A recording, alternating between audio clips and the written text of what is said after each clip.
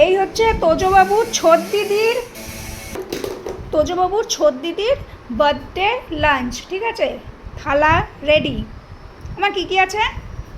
ভাত আছে, আচ্ছা, আলু ভাজা, বেগুন ভাজা, গাজর ভাজা, হুম, বরবটি ভাজা, হুম, কুমড়ো ভাজা, হুম, এদিকে লেবু আছে, হুম, সালাড আছে, শসা, তোমার হলো গাজর, হুম, খাসির মাংস, হুম, মাছের ঝোল, হুম, ডাল, হুম, চাটনি, হুম, মিষ্টি, হুম, পায়েস, হুম। আইসক্রিম।